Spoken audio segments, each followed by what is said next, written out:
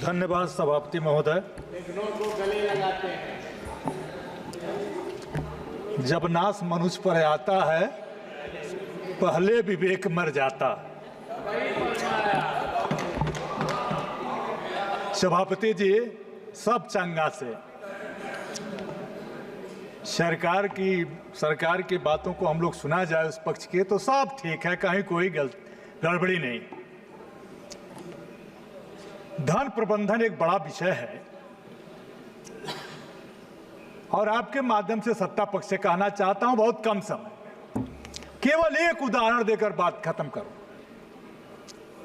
ऐसा धन प्रबंधन है कि हम सांसदों को 5 करोड़ सांसद निधि मिलती है, यह जनता भी जानती है और सरकार भी जानती है, लेकिन मिलता कितना है?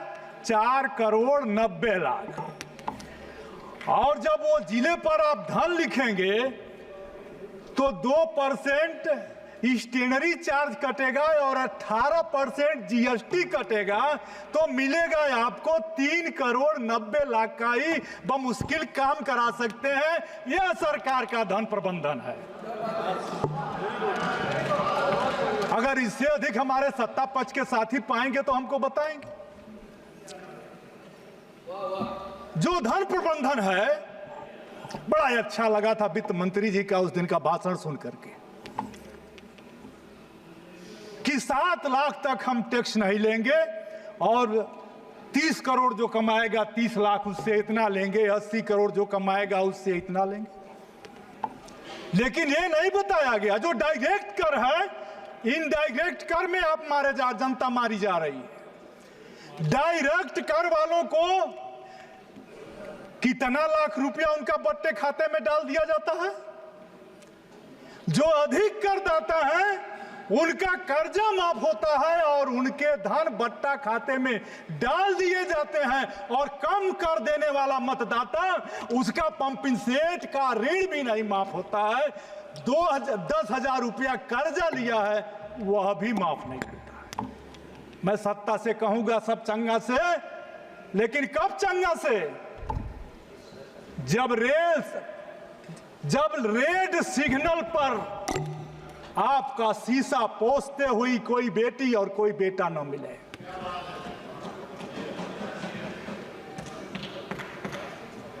जब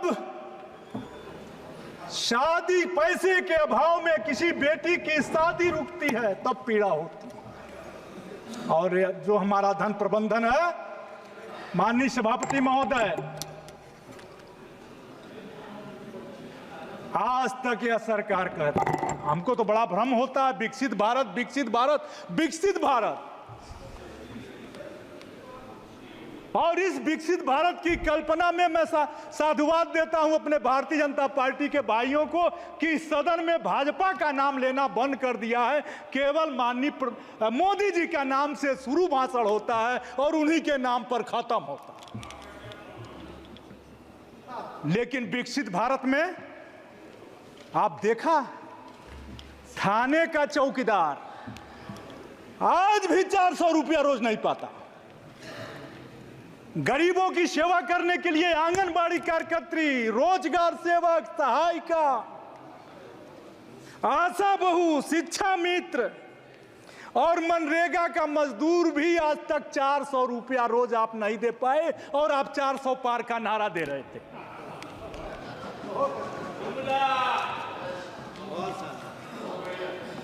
आपने बड़ा शौचालय बनाया, इतना शौचालय बनाया कि कितने का? 12,000 का।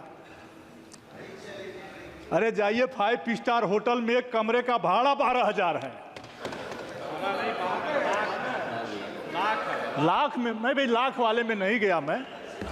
हाँ, ये जरूर है कि आप जल नल से पानी दे रहे हैं फ्री में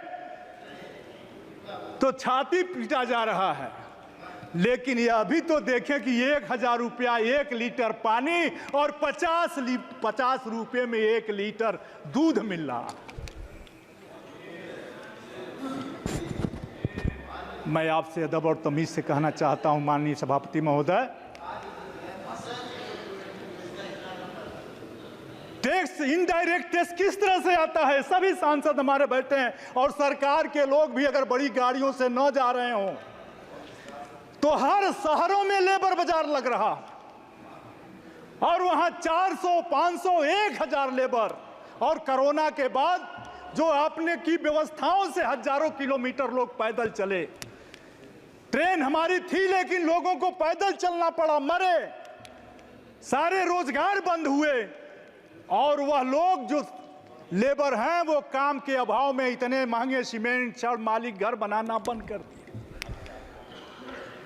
और जो ही वो भी जाते हैं, जान लेना शाम को शराब पर आप सबसे अधिक टैक्स लेते हो और वो लेबर भी शराब पीकर आपको टैक्स देता है और कर प्रबंधन में, धन प्रबंधन में आपकी मदद करता है। लेकिन आपने उसके बच्चे के पढ़ने के जब इंतजाम का समय आया तो उस पर आप जीएसटी लगाते हो कॉपी और किताब में।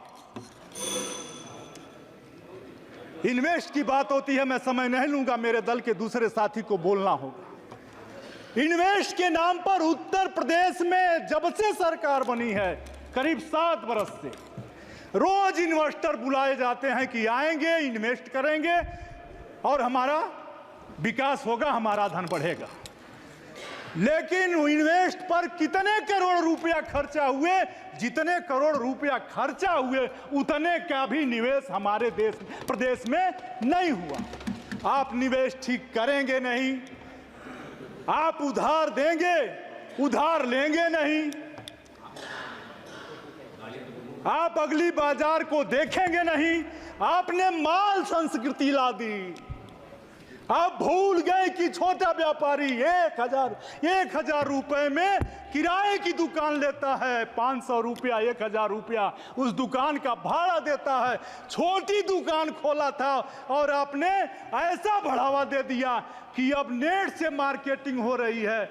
उसको मार्केटिंग जब शुरू हो गई, लोग फोन कर दे रहे हैं, माल वालों का माल तो घर आ जा रहा है, माल वालों के किराना का सामान उनके फोन से घर आ जा रहा है, माल वालों का जूता, चप्पल, कपड़ा, सौंदर्य सामग्री केवल फोन से सब्जी तक उनके घर पहुंच जा रही है। लेकिन जो गरीब दुकानदार है, व्यापारी है, जरा उसकी दशा पूछो, अपने दुकान का भाड़ा तक नहीं दे पा रहा है, उसका किराया तक नहीं दे पा रहा।